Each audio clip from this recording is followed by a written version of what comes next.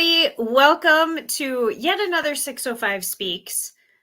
This one I'm really excited about because I had a fun weekend last weekend and I went to the Quad Cities comic and toy show, even though it was here in Sioux Falls and we're not part of the Quad Cities. They travel kind of around and have vendor shows at different places of all different kinds of things. And I think this was their first time in Sioux Falls. I was happy to go. There was lots of comic books and toys and art and artists. Lots of people I know were there, but there were also different artists from our area that I was able to reach out to and see if they had an interest in talking to us with 605 Speaks, including one that I have had a peripheral Venn diagram of life with, and have had it on my agenda to reach out and say, hey, I'd love to talk to you, but we've never run into each other just right. And he was cornered at his own vendor table, so he paid to be harassed by me. So I'm super excited to bring on an author, an artist. I don't know if he would call himself a performer, but we're going to talk about how he has turned some of his written and spoken word into art, performance art. And pretty soon he'll be maybe what you would call an exterior designer for one of our favorite local businesses. So welcome to my screen, J.E. Krueger. Did I say it right? Said it right. I said it right. I couldn't look at it while I was saying it because I would have said it wrong. So welcome, sir. Like I've said, you're one of the authors that I wanted to reach out to because I see your name and your artwork all over Full Circle Book Co-op, which is where my book club meets. So let's start a little bit with that. Let's start a little bit with you and where you're from and how did you come to be on the walls and on the shelves in a bookstore in Sioux Falls, South Dakota? Well, I grew up in Sioux Falls. I'm from here. I grew up 2 blocks from All Saints. Oh, heart of the city, basically. I went to Longfellow Elementary. Absolutely loved it. And I just never had a desire to leave. I know some people do, but I love it here. It's so easy to live and the people are great. I've lived my whole life here too. I've never, other than a jaunt to Brookings for school, I've never lived outside of Sioux Falls or South Dakota. And I do most of my travel and vacationing in South Dakota. I don't go very far. And one of the reasons is because, like you said, it's nice here. Like, people are nice. Things are nice. To live here, and my family's here. I've deeply rooted. My family's been here since 1871. Just today, in my other part of my real life, I found a dime that's from 1881. Wow. Yeah. We were looking it up. It's now worth anywhere from $23 to $30, but it was in a regular roll of dimes. And we were like, somebody just cleaned out their grandpa's basement.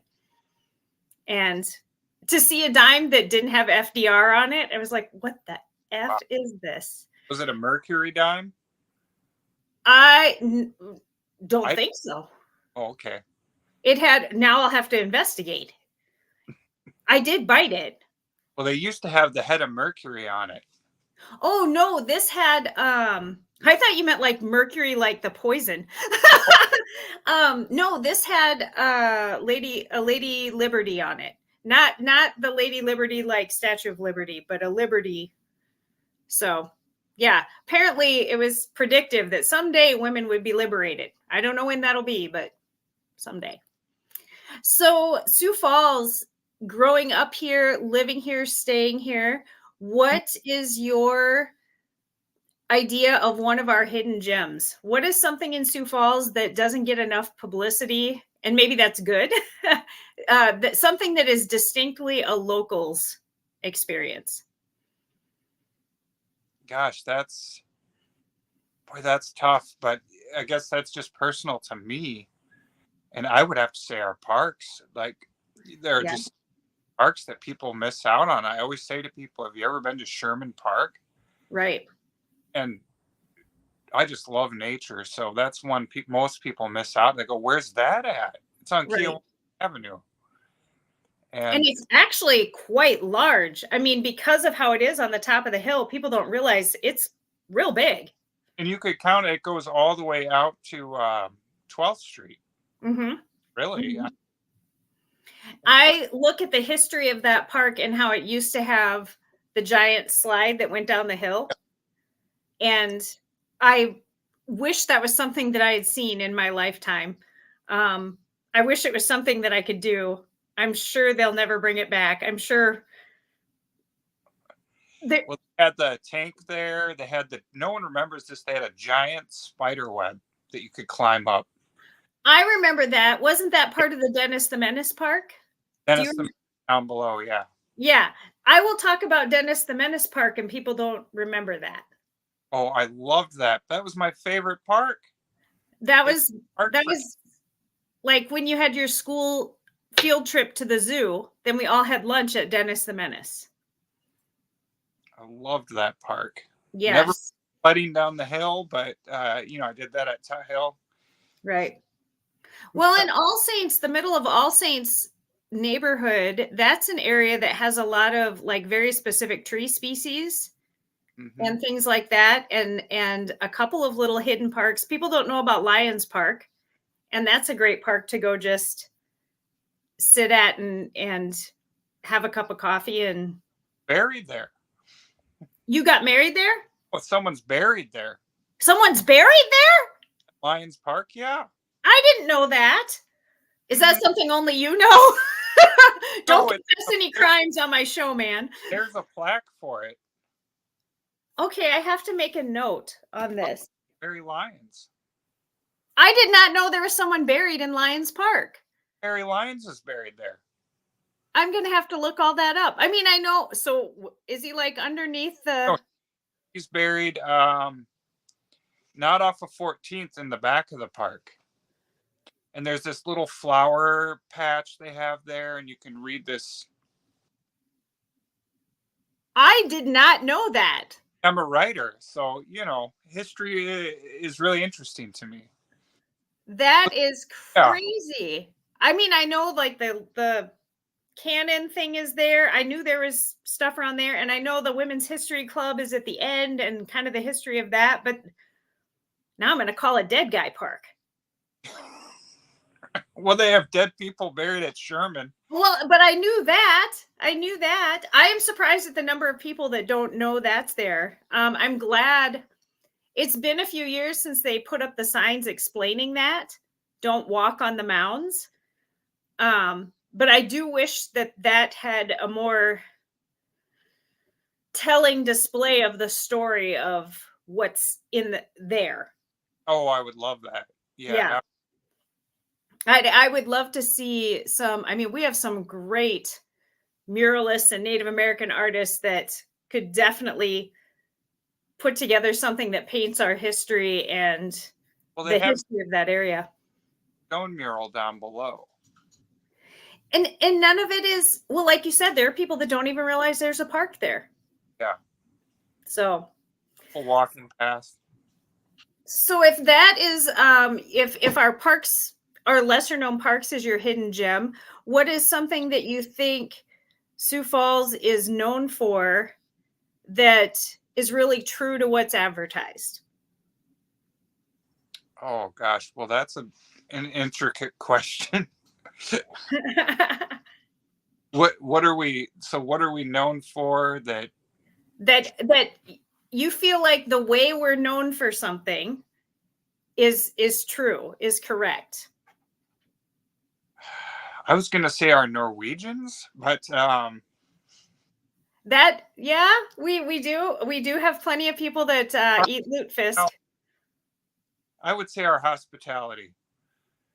That's a good answer. I don't think people out of towners, when they come from far away, they don't quite grasp the hospitality right away.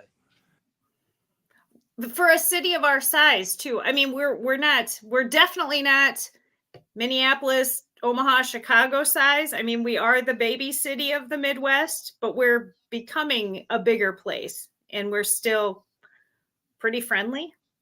I would say so. And I'm shocked. I mean, I've been to other cities just as large, and not nearly as friendly and nice with people. Right. I feel like we're pretty clean too, as far as a Gosh, city of our size.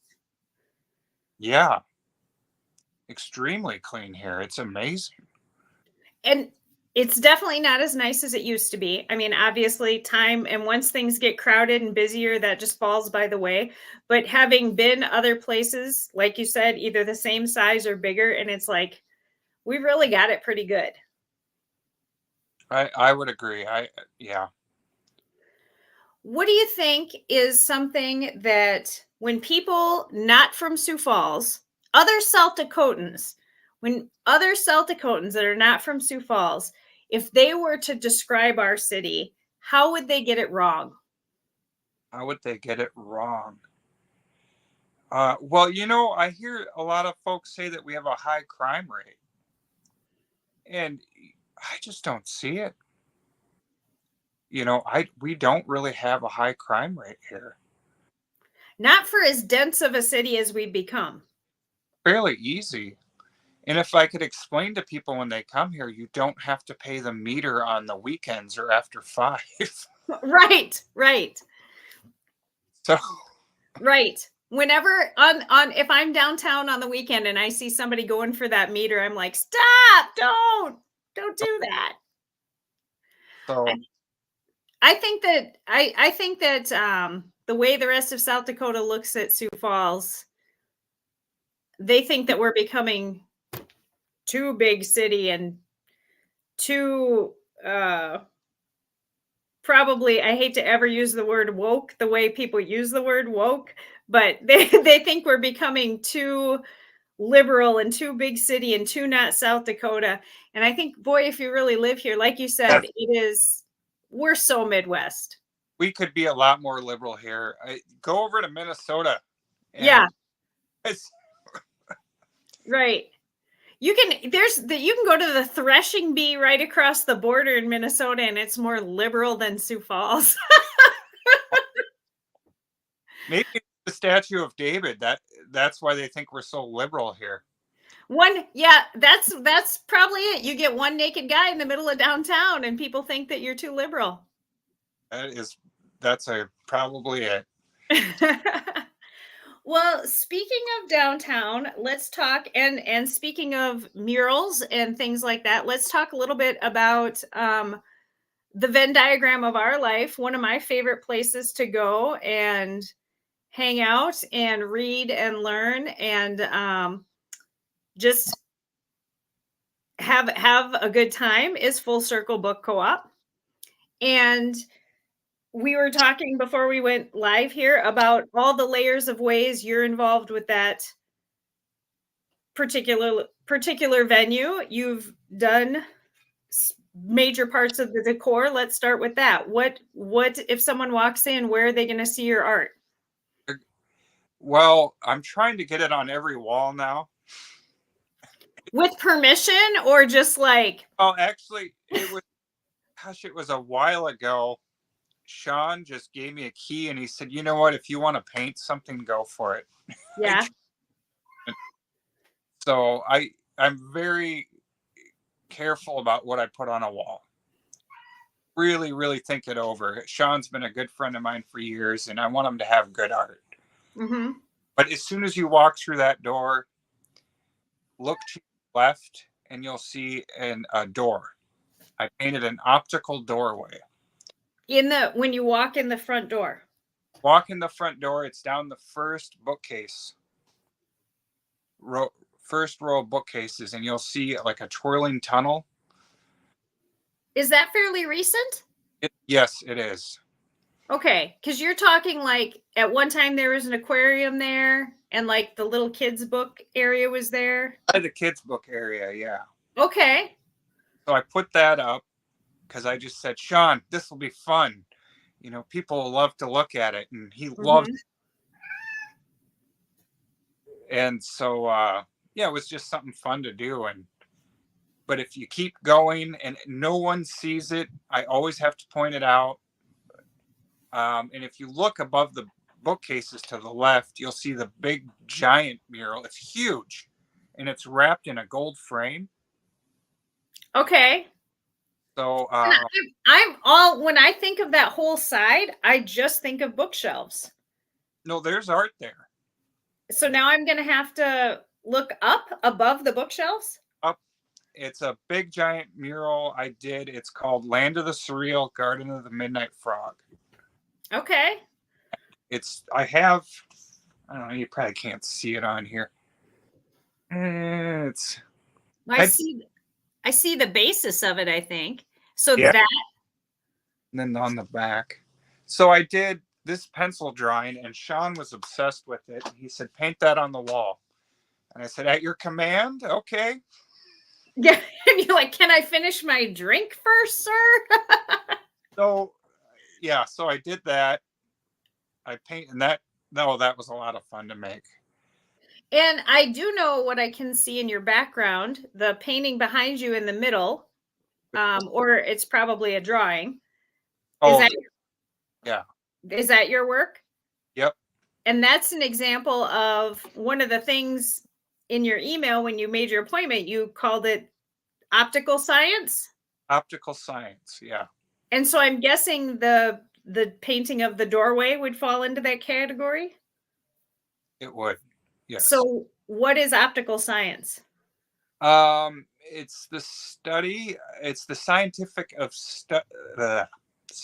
study of optics and art, and how art can play tricks on your eyes. I'll bore you to death with it, but it's how your the information is perceived. And that's why we have things like the illusions that make it look like it's moving even if it isn't, or kinds of things, yeah. And I've studied that extensively. I don't know, it started with that right there, and I just kept going with it. So if you're going to start a piece of art like that, like I've obviously visually seen things like that, but not necessarily ever created anything like that. Do you have to figure out what kind of an illusion you're going to make first? Or does the illusion happen within the... You know, for me, it's a scientific process. So the way I do it is I just want to uncover the science behind something. So when I uncover a new science, I go 20 different directions and see what will happen. And I just want to know the result. And so by the end, other people interpret that as art. Right. When I start out, it's not art to me. It's, what is this scientific process going to produce? Are you secretly a math guy too? Yeah. Because that's mathematics hidden in art. That's why math is the universal language, the measurements, the shapes, the whatnot. Whiz kid with math in high school. And now you found a way to make it spit out images. I was the kid that could solve equations in his head. You know, no matter how long it was, I said, yeah, I'd solve it within seconds. So how does that spill over into writing then?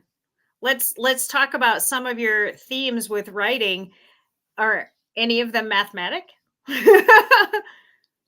Well, it boils down to a lot of critical thinking and mathematic in a way, because you're rearranging text.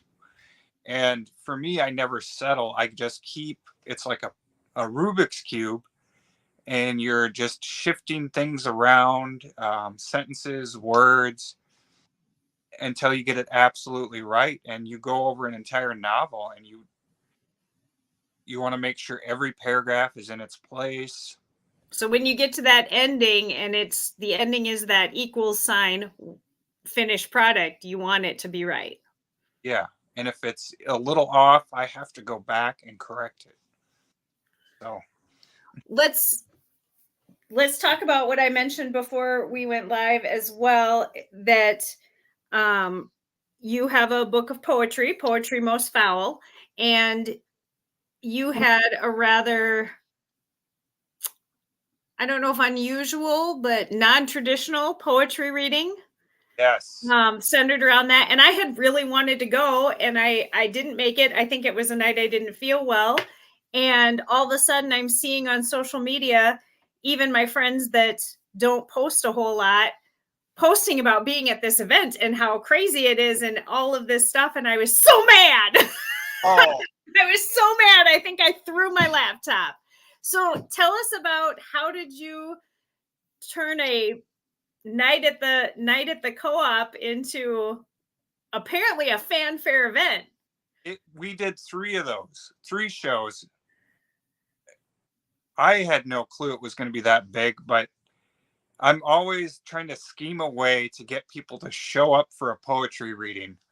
And not a lot of people want, but it's, you just show up, people are just reading poetry, and it can get boring tonight. So I had to scheme a way to trick them and get them in. And so I went, and if you've read the book Poetry Most Foul, I think I got that one. If you've read this book, then you know my antics. So I can't do normal, I can't do standard, and next level. And I said, what are some trigger words? I said to Sean one day, what are some trigger words? What can we do to trick people to bring them in? And I said, I know, a cult. Yeah. They like the word occult. And then Sean says, yeah, but what's a cult about it? I says, I'll worry about it later. Let's just put on the show. And what? All kinds of characters for the show. Yeah, because it wasn't just you reading, correct? No, there was, I think, 4 or 5 other people. But reading your work. No, they all brought their own stuff in. Oh, okay. Yeah. I was going to say, because that's the thing too, is if somebody else does a reading of your work and their inflection and their interpretation layers on it. Oh, I wish they would have. Then I wouldn't have had to read anything. I sat behind a curtain the whole time and introduced everyone. So you were like the Wizard of Oz. Yeah, pretty much. There was definitely wizardry. What was your first published writing? Was it poetry? Is that the first style of writing you published? The first book I published was Where Our Feelings Go to Die, which is an amazing title. Like that, when you sent me all your links, and I'm like, that title alone like caught me right here. That one, Sean had to convince me. He hassled me all summer. I got a phone call a week from the guy for an entire summer. When are you going to put your poems in a book? When's this happening? And I said, I don't want them in a book. You know, I'm fine. You want to read them? I'll send them to you. Yeah. So, but if you know me, I just had to go full throttle with it. That's how I do everything. I think we should explain to people too, Sean is the proprietor of Full Circle, and he himself, when you talk about towns having real people, but those people are characters, Sean fits that mold. He is the quintessential quirky bookstore owner. Without even trying. People, when they see his name, they say it wrong inevitably to begin with. I know I did, because it's spelled Sion. And he's Welsh, and he may speak to you in Welsh, and you just have to respond with, do you need a tissue? Because it sounds like he sneezed. Oh gosh, all my books are dedicated to him. Yeah, and he's just very laid back, but yet very like quietly driven. Please don't mind Taco Cat. Out of flack because he's Welsh. Yes, yes. Flack. I do. One of my favorite stickers from there says that this bookstore runs on Welsh time. That's very true. Yeah. I don't know what that is, so I never know what time it is, but things to run on time, they will not if Sean's involved. Yes, yes. So what was it like to put together? So you never intended to be a published author? No, never intended to do that. Not at all. And then finally, I gave into the harassment, and I said, all right, I'll make a book. Show me how to do it.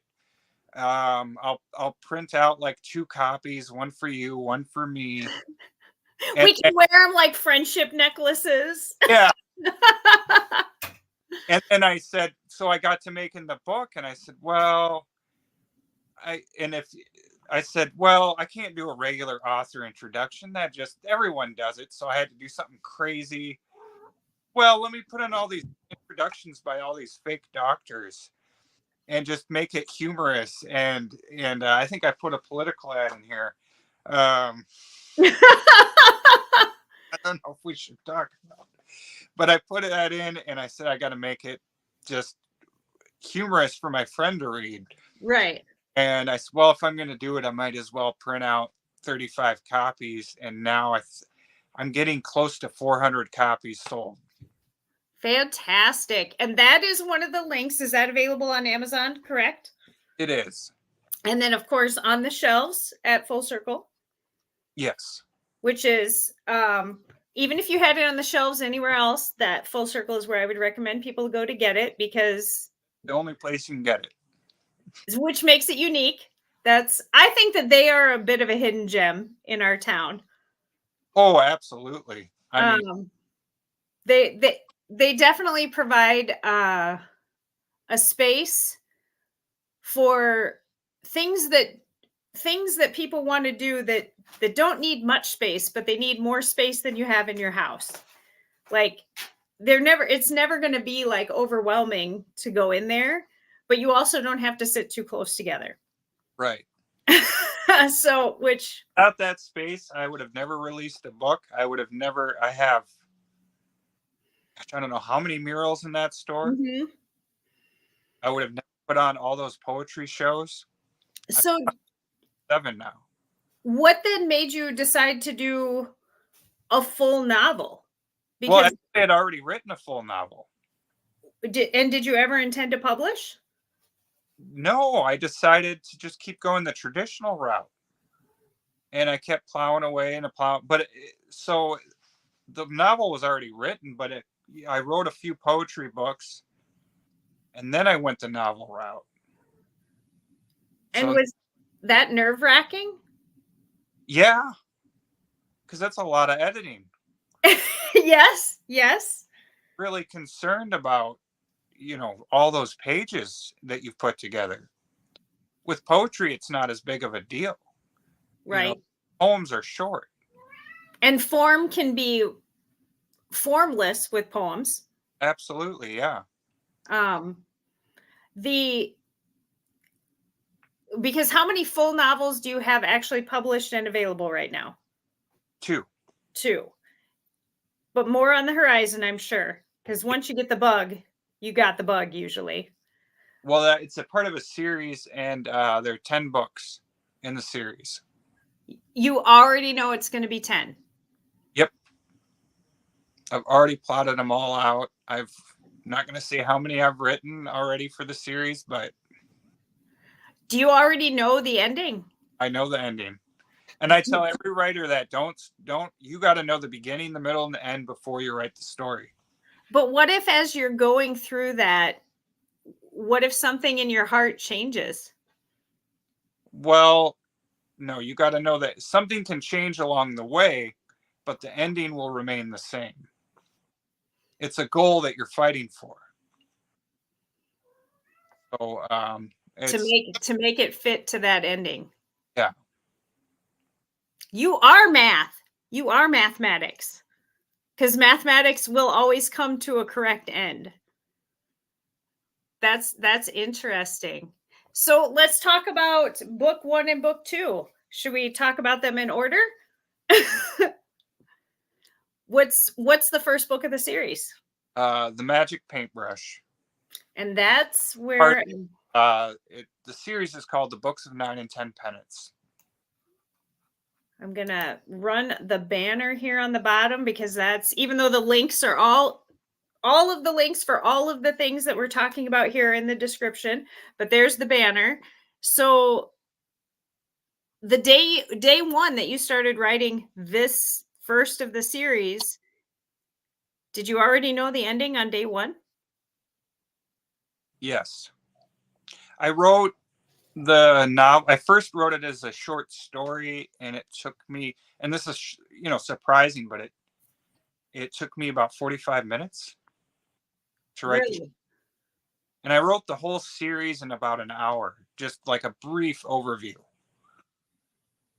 And so I kind of, if you know how to write, you know how to piece things together, you know how it's going to lay out, and you just nuts and bolts in it. So, but I wanted to write, I was sitting down, I said, write about what you know. What do you know? And I know art history. And well, what does art history encompass? How do you tell that story? And so the book's really about fathers and sons. And if you think about art, it's about passing a craft along. Okay. What better way than to tell that story through a father passing a craft along to a son? So, but it's certainly a magical adventure. It's about a boy trapped in a painting, and he tells this story 500 years later. So he's been stuck in a painting for 500 years. So is it a happy story, or is it Oh, sad? I think it's a very, very happy story. But 500 years later, everybody on the outside of the painting is gone. Well, he's pretty upbeat and happy about it. He gets to, he starts off as a farmer, and then he meets these artists, and he decides, I want to be an artist. Well, 500, so he gets to tour, various art museums around the world and just look at art all day. So for him, he loves it. Okay. And especially if there's 500 years of it, because art is always growing and changing. And I tried to encompass as many genres of art as I could. So I grew up with art history in the home. My dad was an artist. And I think over there is a piece of his art. And there's his friend Carl Grupp's art. Oh, wow. They were best friends. So it's a little bit of a mirror to your real life, because your father passed the craft on to you. Mm-hmm. And that's largely where the story, it's dedicated to him and my uncle. And so they both had different career choices. And so I gave an overview. It's about fathers and sons. So how does a father help a son? Like how does a son take it? How does a father take it? Will you follow in your father's footsteps, or will you pursue a different path? Or do you feel that perhaps what your father did, you inherited that skill? Okay. I explored all these different paths. How do you think growing up in the Midwest, which is oftentimes described as less cultural, less artistic, and also, like you said in the beginning, growing up knowing you loved it here and didn't want to leave, do you think that that idea of magically being able to see art around the entire world, is that maybe a hidden desire of yours? Oh, I'd love to see more art. I've been to a few art museums, but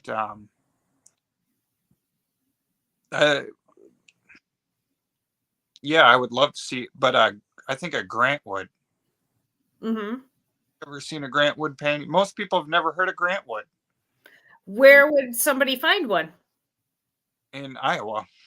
Which is not that far away. Oh, and so there's beauty in the landscape. Mm-hmm.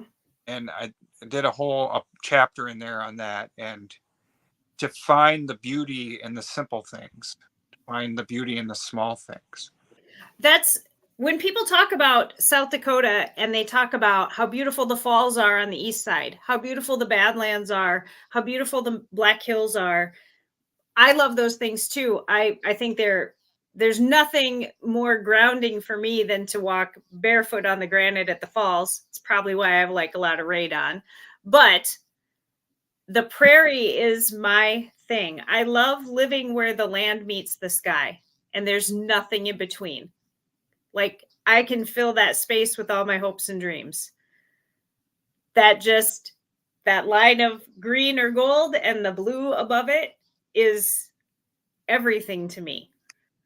And it's hard to get people to understand that I can see the beauty and the art of the plains that we have here. Yeah, boy, that's you got to have, maybe that's just an inherent patience that people don't get outside of the Midwest. That could be.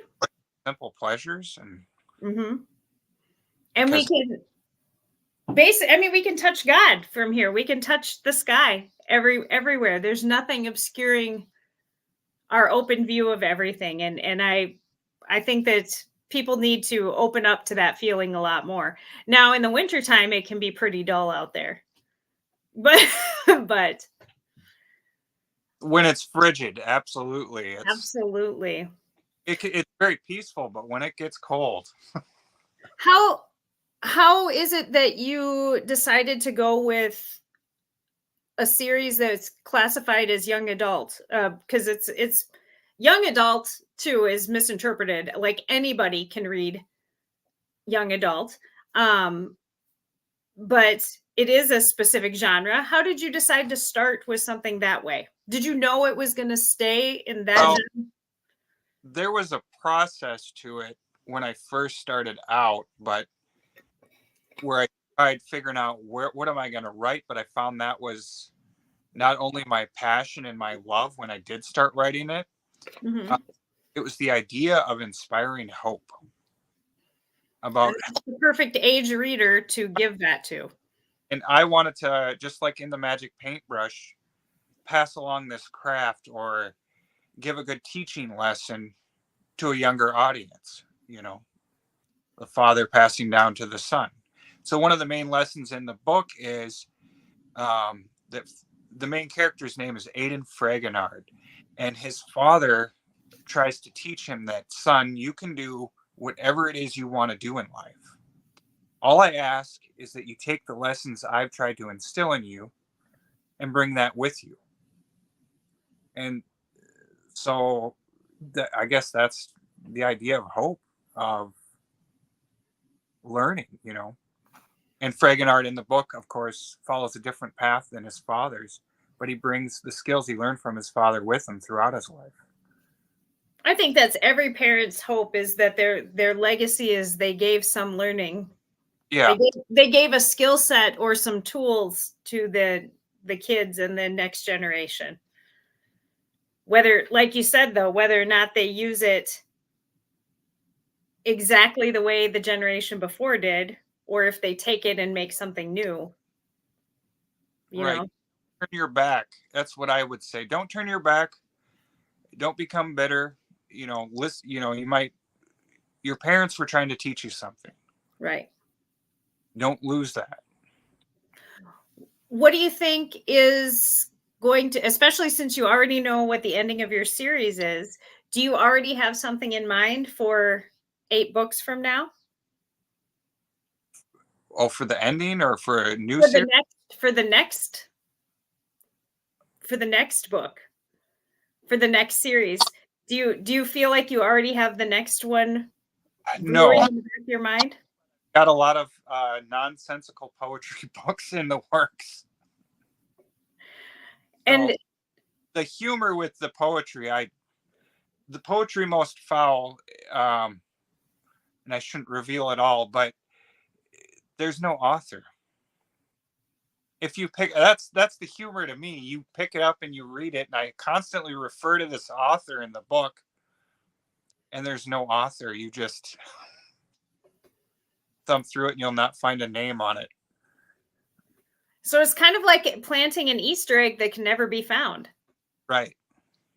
And I love books like that. So that's terribly cruel. You can add that to the tagline of your next event for it. Welcome. This will be terribly cruel and you will enjoy it. Well, if you're not in on the joke, I don't know if I've had people, I have had 1 or 2 people come back and just say, upset that they didn't get what they thought they were going to get, some standard book. Right. But I'm okay, because the people that do get it keep buying it. There you go. There you go.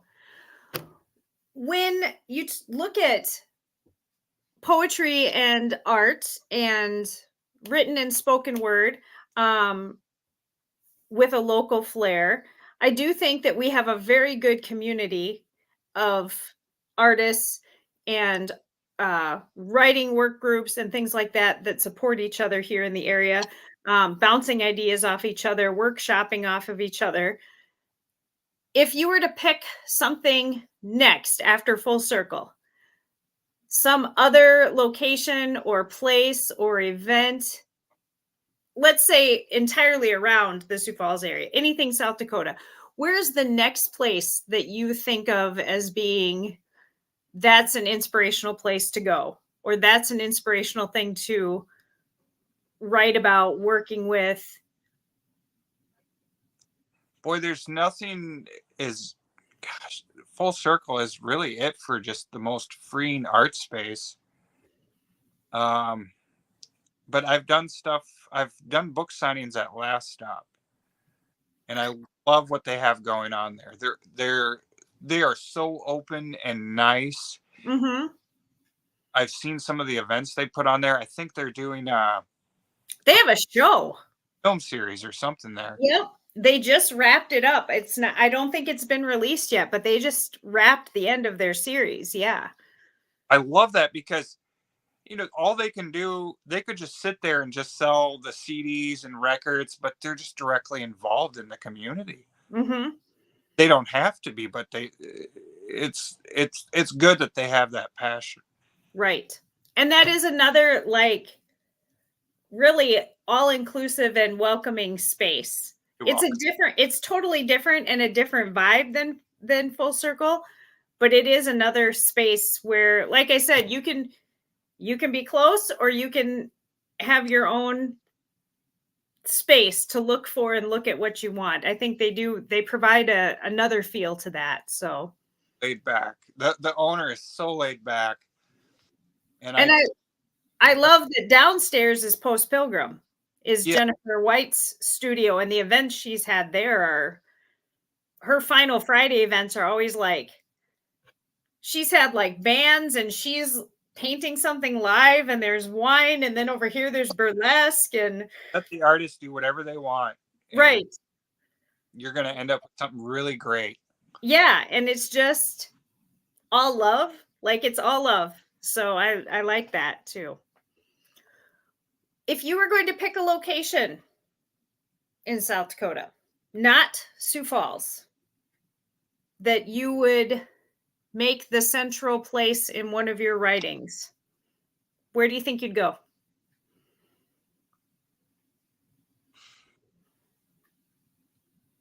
Boy, gosh, Yankton, South Dakota. How about that? Really? Where the early settlers moved to. Yankton is the first place that comes to mind. That intrigues me. Well, have you ever been to Yankton? Well, yeah, but it's not the same without Jodine's anymore. But yeah, I mean, I grew up as a kid. That was where we fished and camped a lot. I've been to their, like riverboat days, and Ben's Brewery in Yankton, another place that's great for public performance and independent artists. But you feel like you'd place a central character, a central location in a novel in Yankton. What do you think? What kind of genre? Oh, let's do a Western there. Or something sci-fi, because Yankton is, I don't know, that's how I feel about it. Every time I go through Yankton, I go, wow, we're not in Kansas anymore. We've left South Dakota. We're way out there in the prairie. You feel that in Yankton? Really? I feel that in Yankton, and it just feels like it's a long stretch from any interstate. I don't know. Yes, but yet still a bigger town. That is true. That is one of the places that has continued to thrive without a major interstate trucking through it. That's true. One of my past 605 speaks, I obviously, the goal with this project is I want to talk to somebody from every county in South Dakota. nowhere near made that yet. But I also had certain like job guidelines, if that makes sense. I wanted to talk to like I want to talk to a hairstylist and a mechanic and somebody that owns a grocery store, and a librarian was like top of the list. I was like, I'll never get a librarian. And then one of my friends hooked me up with one of the librarians in Yankton, and that was an excellent chat talking about the role the library plays in the community. And it's much like us talking about the role that Full Circle plays in the community, but talking about, it gives the kids a place to go and expand their creativity and their learning, or just chill out. So with no pressure. Every town, I can't remember, there was a town, every small town in South Dakota needs a free event space. Absolutely. I can't remember, it's up north, the small town, they said they lost their event space, and now they had nowhere to go for, just one night a week where they could read poetry or play an instrument, and right, made the town miserable. That is a book to be written, isn't it? So every town in South Dakota needs that place. I think that's absolutely true, because I've often said, especially like when you think about how shut down our winters can be, and in some of our smaller towns, that it can get cold and dark and lonely on the prairie, and you still have to have that connection. The internet has obviously helped, because this project for me was also born during COVID, when I couldn't get out and do performance stuff, and I'm like, oh, I miss talking to strangers. So how can I do that? And of course, during COVID, so many of us learned how to use the internet to do that, but it's not the same as live. It's definitely not the same, which is why I was jealous of everybody that went to your first Poetry Most Foul event when I couldn't. I told people, I made a flyer, a big, nice poster for it. I said, you're going to miss out on the event of a lifetime. You'll never see anything like it again. That apparently was true. I can't talk about what did we have? We had the cannibal. We had a succubus. I can't remember all the characters we've had for this. I had Sean. I told Sean, you're a chimney sweep because you're from Wales. And so I could see him doing that. I could see him, short of saying that he was British, I think that you could make him into anything and he would accept. he always delivered. He would just be himself. He, like Christopher Walken always says, I just play Christopher Walken as whatever character I am. He's always Christopher Walken playing Christopher Walken. Yeah. I feel like that would be Sean. It would be Sean as Sean being whatever. Oh, he's great though. Oh my gosh. I told him I said, all right, for this one, you're going to be a chimney sweep.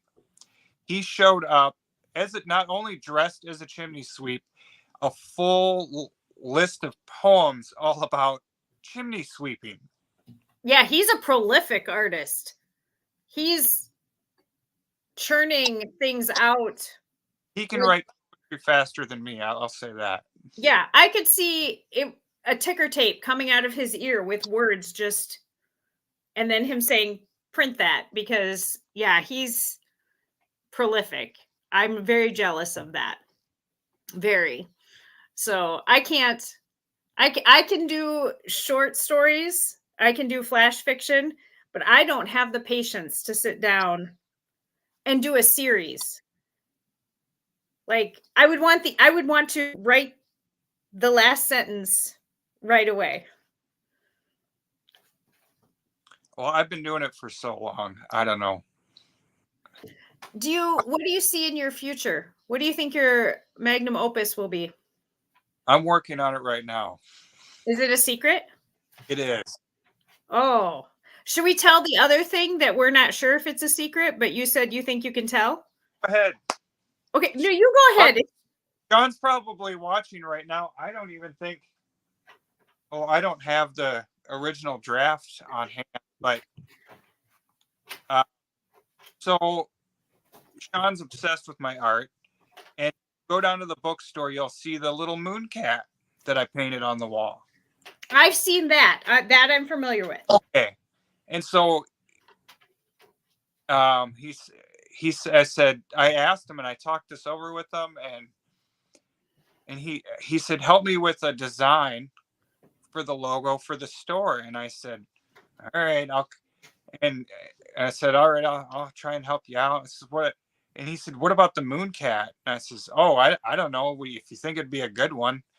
And he checked with his wife, and within 2 seconds, they were like, yes, put the moon cat up. So how is that going to incorporate? Well, because this is going to go on the outside of the building.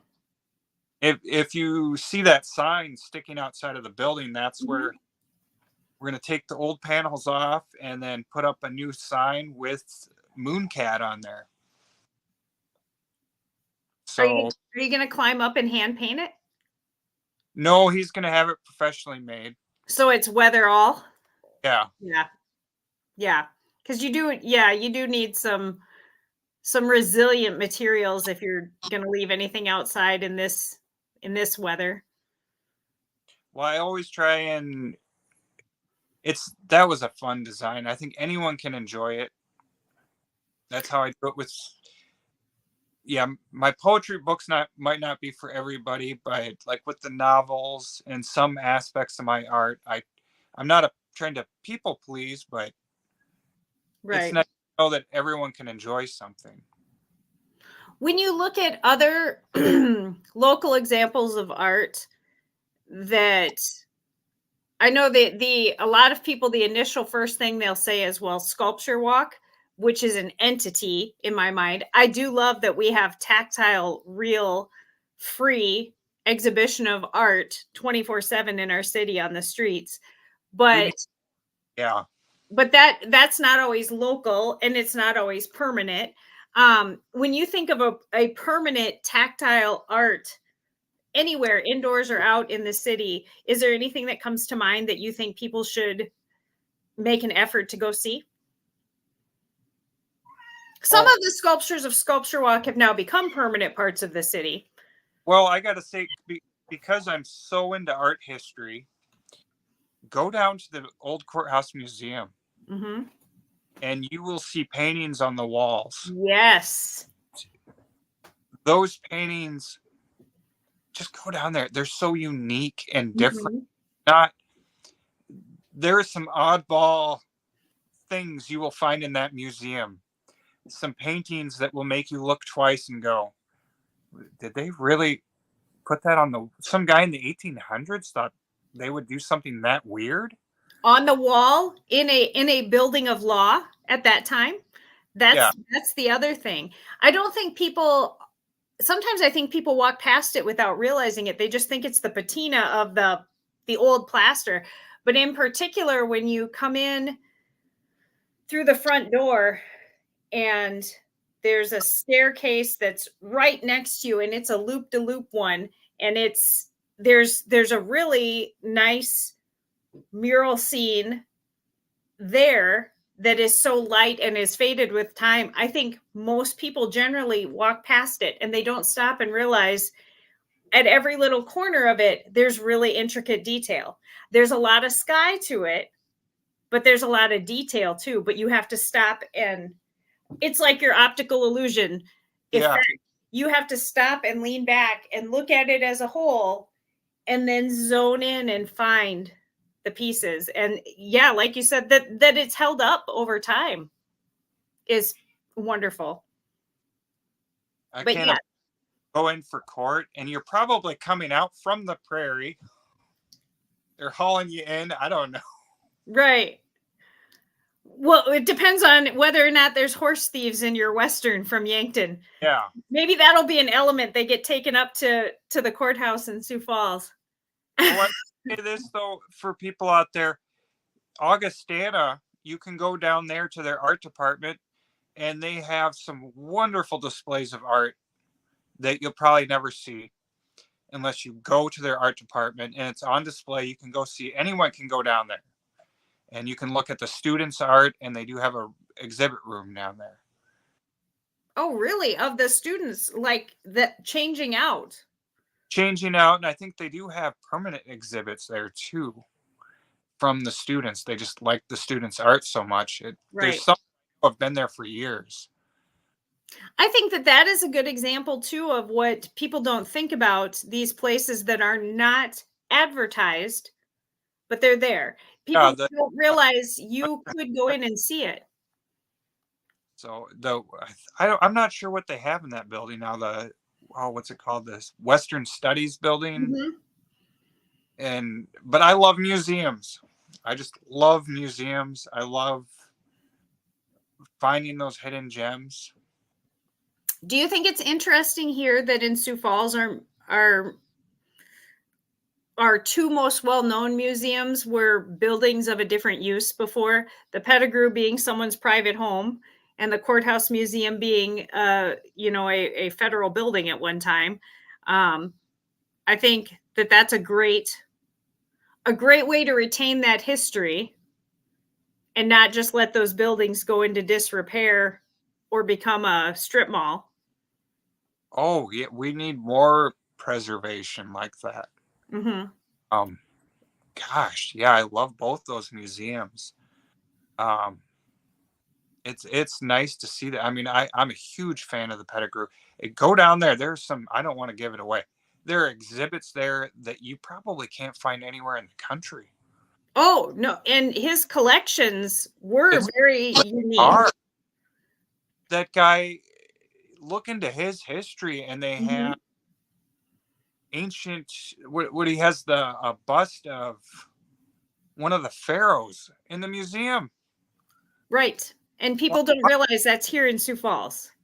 That museum reminds me of the movie Night at the Museum because of all the oddball things they have there. Right. I remember as a kid going there, and when I think they've changed it now. It's been a few years since I've been there, but they used to have a lot of his collections in drawers, the rocks and the different fossils and things. And it would just be like, they went from the floor all the way up. So you could be a little kid and pull out a magic drawer and be like, boom, look at all this stuff. Yeah. And you couldn't touch it. It was under glass, but you were like there.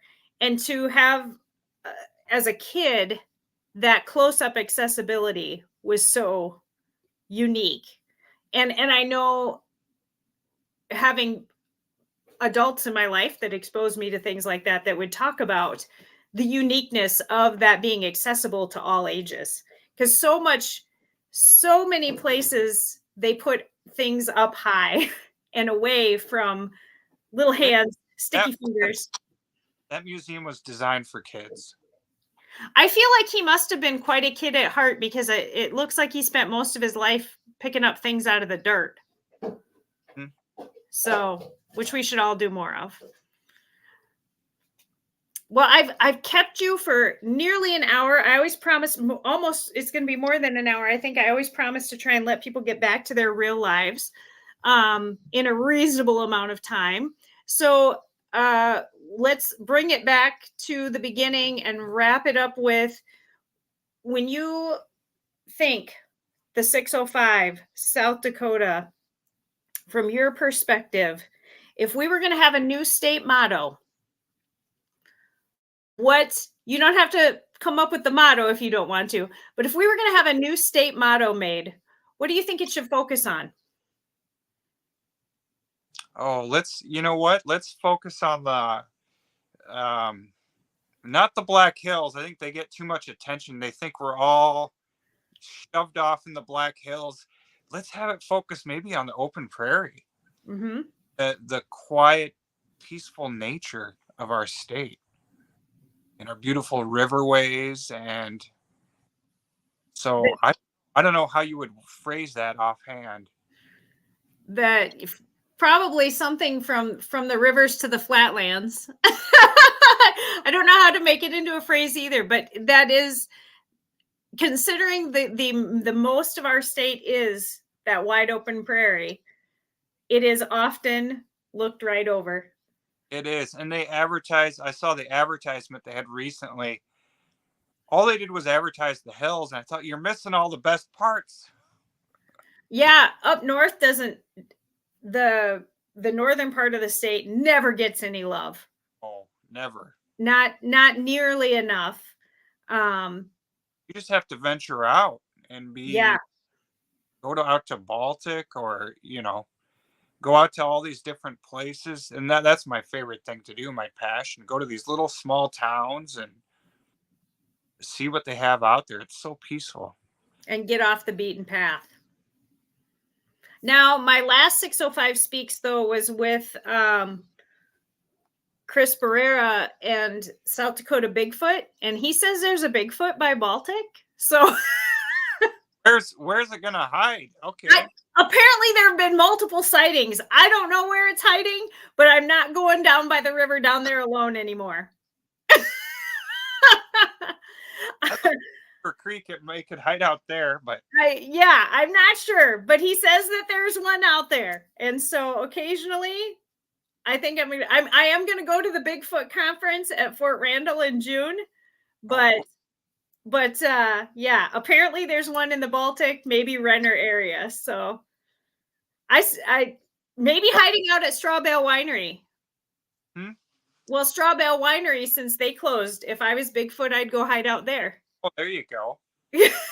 That's probably what he's doing. Or he's probably down at the Prairie Nature area. That could be. Heck, that's very sparsely populated there. Yeah, just staying where nobody bothers him. Yes. Well, J.E. Krueger, thank you so much for talking with me about your writing and your thoughts about our area. I definitely know I'll run into you at the bookstore. And I hope everybody like and share the pages and tips you over 500 sold on your poetry book. We'll see if we can get that done. It's headed there, I'm pretty sure. Well, the novel's almost there, so. People, don't you find, though, readers are more afraid to pick up poetry? They are. They can be terrified of that. Yes. And that's, yeah, we're going to break down that barrier. Don't be afraid, South Dakotans. You can read poems. Mm-hmm. All right. I'm going to sign you off, sir. Thank you. Thanks for having me. I'm going to go and for sure promote Poetry Most Foul and try and get him over 500 sold, because I would love to take credit for that, even though it really wouldn't be any credit on me. It'd be credit on the author. Do go down to the comments of this video here, either on YouTube or Facebook or on the website, 605speaks.com, and click on all his socials. Follow, like, share. The best way to support either your friends in small business or artists for free is to promote them for free. It doesn't cost you anything but a click. So as I wrap up the program for the day, remember the whole goal of this is I want to talk to somebody from every single county. I do have benchmarks, things I want to meet. I'm still looking to talk to a mechanic. I really want to talk to somebody from Ziebach County. So if anybody out there is listening in Ziebach, hit a girl up. I want to talk to you about your county. And I want to hear what everybody is passionate about. So go to 605speaks.com and on the right-hand column, click on the booking link and sign up, and we'll chat for an hour. So everybody have a great night. I hope that spring is coming for all of us in the next few days. Get out your flip-flops. And if you're in Sioux Falls, go to Lions Park. Apparently there's a guy buried there.